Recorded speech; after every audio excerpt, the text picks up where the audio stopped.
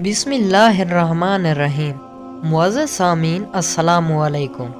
YouTube channel Urdu کہانیاں میں خوش آمدید۔ آج ہم بات کرنے جا رہے ہیں حضرت داؤد علیہ السلام کی قوم بندر بن گئی۔ انہوں نے اللہ کے کس حکم کی نافرمانی کی؟ حضرت داؤد علیہ السلام کی قوم کے 70,000 آدمی عقبہ کے پاس سمندر کے کنارے ایلیا نامی گاؤں میں رہتے تھے، اور یہ لوگ بڑی فراخی اور خوشحالی کی زندگی بسر کرتے تھے۔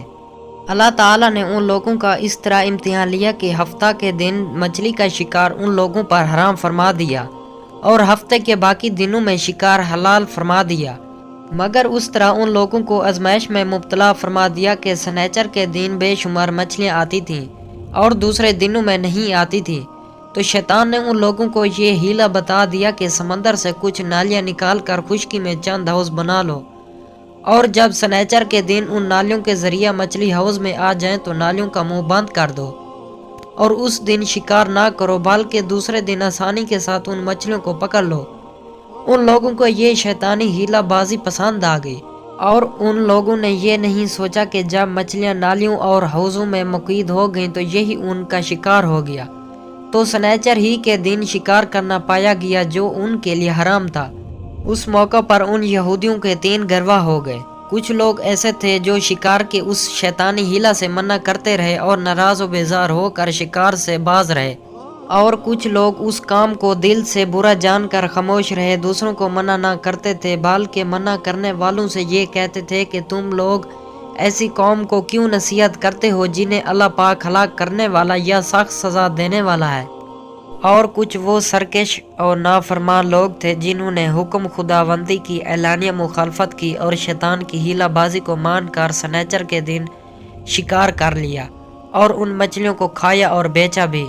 جب نافرمانوں نے منع کرنے کے باوجود شکار کر لیا تو منع کرنے والی جماعت نے کہا کہ اب ہم ان مسیحت کاروں سے کوئی میل ملاپ نہیں رکھیں گے۔ چنانچہ ان لوگوں نے گاؤں کو تقسیم کر کے درمیان میں ایک دیوار بنا لی اور آمد رفت کا ایک الگ دروازہ بھی بنا لیا۔